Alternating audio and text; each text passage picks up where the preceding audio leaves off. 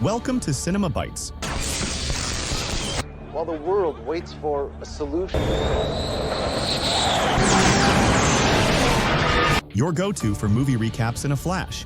Big twists, epic moments, all in just minutes. Our movie starts with this man, Professor Alex Kinder, who is standing with his son showing him the event. They are waiting for the meteors in the sky, and everyone is standing to witness this phenomenon. When the meteors begin to appear, everyone starts watching through telescopes, and all the journalists are covering the event. Meanwhile, scientists are monitoring the situation from an observation point in New Mexico. They discover that 5 meteors are larger than the rest, and one of them might hit Earth, causing an event similar to one that occurred about 50 million years ago. In Berlin, we see these lovebirds watching the phenomenon. The scientist Ronald Emerson, even in his attire, is very significant. As for Martina, all she cares about is her marriage to Roland. At the same time, Dr. Maddie Rhodes notices a meteor twice the size of the previous one, heading toward the moon. When it arrives, it crashes into the moon, and satellites detect the resulting debris, which will reach Earth in less than an hour. State officials begin to worry, and we see Maddie explaining that they cannot monitor the movement of the large meteors because of the many smaller ones. She says that if these small meteors hit Earth, a disaster will occur. Here, state authorities advise citizens to stay indoors. Indeed, the first meteor reaches Earth, causing accidents and numerous fatalities. They also discover that part of the moon has exploded and is heading toward Earth. At this point, scientists begin calculating the impact of these disasters,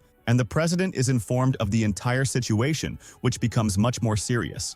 Another meteor hits the Australian plains, causing significant damage. In this scene, Maddie informs the president that the moon's trajectory has changed due to the collision, and it is now on a path toward Earth. She explains that this is unprecedented, but mentions that gravity and the orbit are stable for now. Professor Alex Kinder is confident that no meteors will hit Earth. When he sees Maddie Rhodes on television, he says he knows her. Meanwhile, a group of tourists is observing the massive crater in the forest. Heavy flooding occurs in other parts of the planet, causing confusion among scientists. We then see Jared showing Maddie a map of tides and currents, noticing a timing discrepancy that experts can't explain. However, they state that the meteor impacted the moon, which in turn affected Earth. Maddie contacts Alex, asking him to come to the observation point, but Alex can't leave his children alone because their mother recently passed away. Suddenly, while they are talking, the line gets cut, and electrical surges strike a baseball stadium's fences, followed by gas stations and citywide explosions.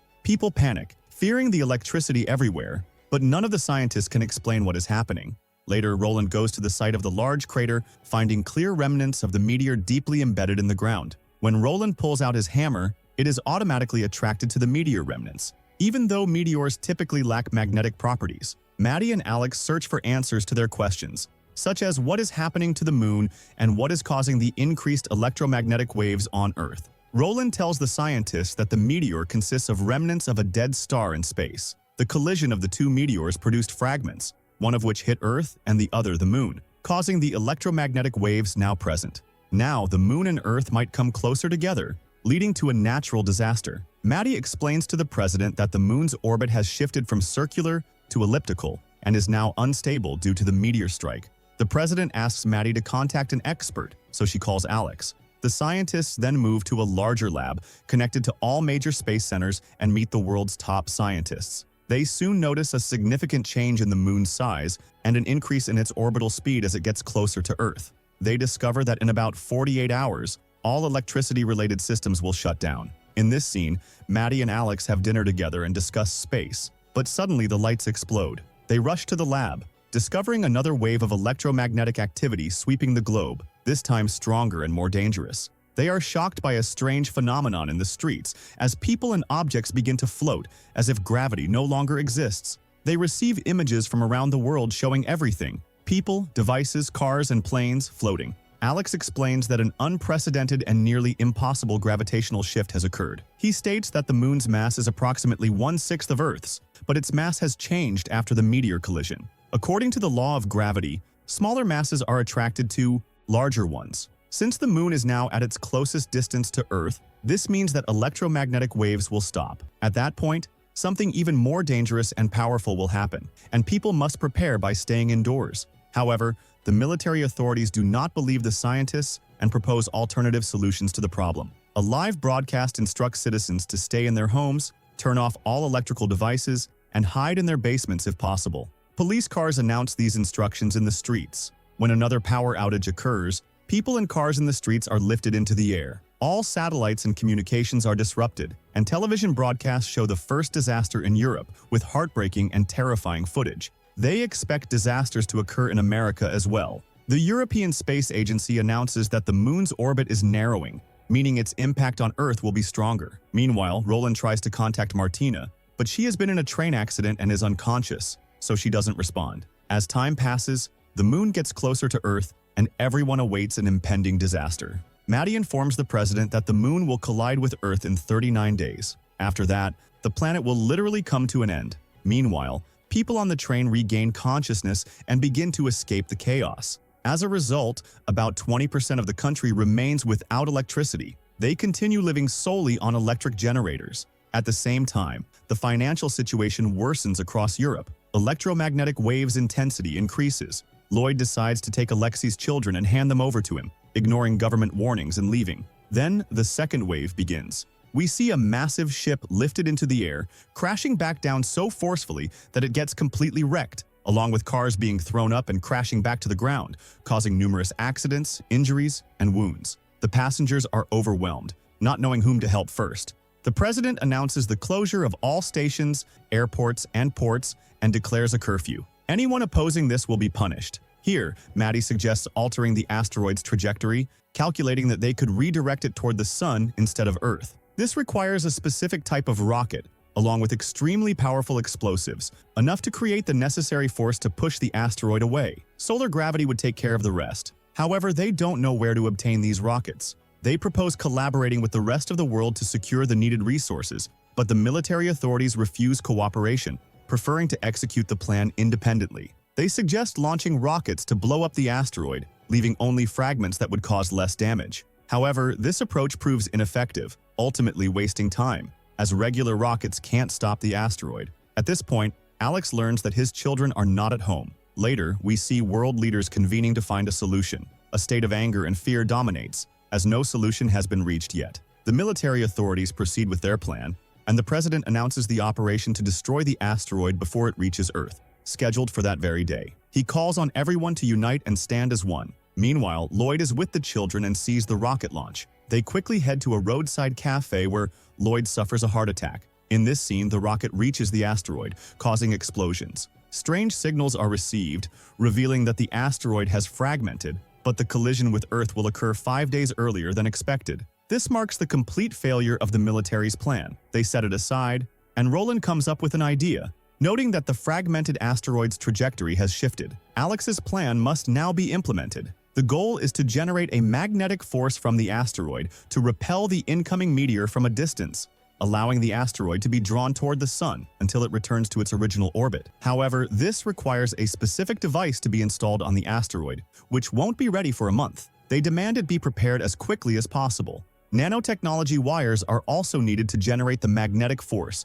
connecting the wires from the rocket to the device. Scientists discover that the rockets destroyed all satellites on their way to the asteroid. Astronauts begin searching for the best entry point for the rocket into the asteroid. The rocket is equipped with advanced tools, equipment, and new technologies to ensure it penetrates the asteroid and triggers the explosion needed to generate the magnetic force. Astronauts worry about running out of time, requiring volunteers to expedite the mission. The European Space Agency prepares for the operation, needing a volunteer to handle the magnetization device on the asteroid. The president immediately nominates Alex, an expert in equipment and devices, and Roland, a geology specialist. Both are shocked, as they are unprepared and untrained, with slim chances of returning. However, there's no time to prepare anyone else. Alex asks the president to locate his children, bids farewell to Maddie, and heads to the European Space Agency. There, they meet astronauts Sergei and Courtney. In another scene, Martina sees news of the spacecraft's launch to the asteroid on TV, spotting Roland. Meanwhile, Lloyd and the children find an old device listening to the news. Martina also travels to the space agency, meeting Roland. Lloyd gives the children a photo of their mother, telling them she will always be with them, even in her absence. He assures them Alex will come for them before passing away. When Martina learns from Roland that he might not return, they get married. A stranger in a car picks up the children, taking them to the city. Finally, the spacecraft launches. Roland installs the equipment, while Maddie learns Alex's children have been found. The children bid farewell to their father, who is aboard the spacecraft. Upon reaching the asteroid, Alex and Roland begin the operation, discovering their battery is not connected. Realizing it's faulty, they spend 5 hours replacing it. The military orders them to proceed with their mission, calculating the magnetic force's impact coordinates. They board a small aircraft to move around, only to find time running out, with Earth's end drawing near. Despite this, everyone remains calm, engaging in activities they never had time for before, playing, loving,